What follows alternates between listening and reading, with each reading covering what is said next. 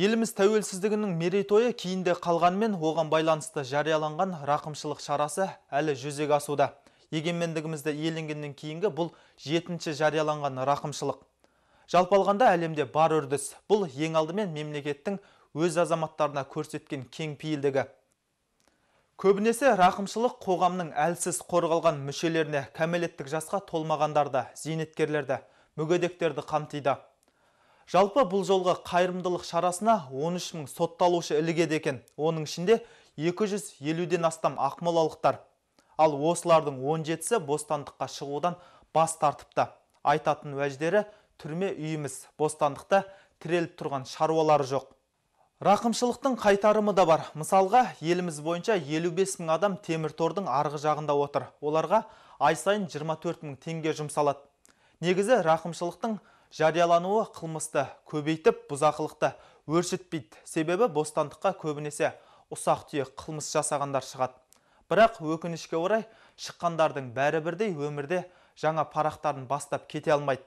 Астана қаласында жақында орын алған бір оқиға қызу талқылануда. Рақымшылықтың арқасында бостандыққа шыққан екі жігіт біреудің автокөлігін айдап кетіпті. Алайда бұл бірен сарандардың істеген бұзақылығы. Әйтпесе бәрі бірдей қылмыстық жолға қайта түспейді деген сенімдеміз.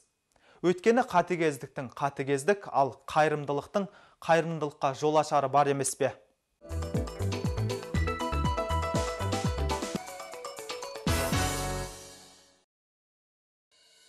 2010 жылдың соңында қол қойылған рақымшылық заңына сәйкес жүздеген жазасын өтеуші бостандыққа шығуға мүмкіндік алды.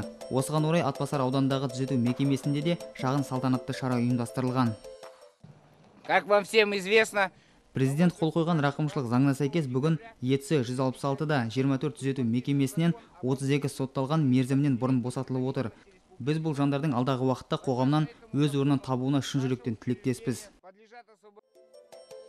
Шынында да сотталған жандардың бостандық алғаннан кейінгі тағдыры алаңдатады. Өйткені олардың көпшілігі темір тордан босасымен баяғы әдетіне салып, қайта теріс жолға түсіп жатады. Атбасардағы колонияда бұл мәселенің маңыздылығына ерекше мән бергендіктен, осы жерде жазасын өтеушілерді қандай да бір кәсіпке бейімдеуге баса назар аударылған. Осыған орай мұнда мектеп пен лицей және өндіріс ошағы бар.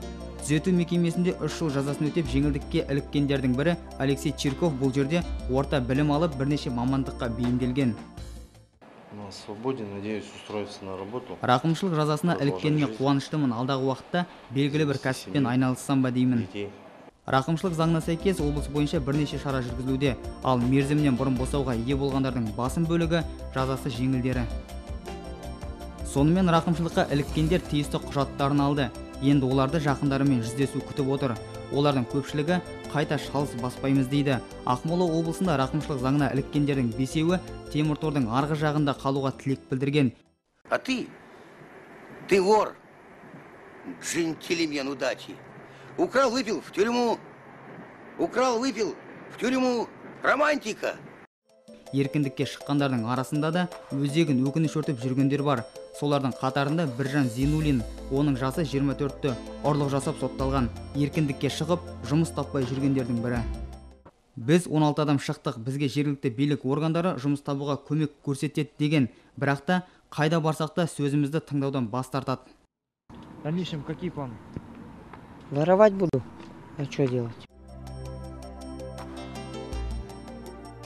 После вступления в закон 15 күн қалғанда оларды босатуға әзірлейміз. Еңбек және тұрмыстық қамтамасыз ету инспекторы жергілікті билік органдарына, ішкі істер бөлімдеріне, жалпы олармен әрі қарай жұмыс жүргізетін барлық мекемелерге толық ақпарат жіберіледі. 15 күннен кейін тұрғылықты мекен жайларына жететін билет алып аттандырамыз. Біздің жауапкершілігіміз осымен аяқталады.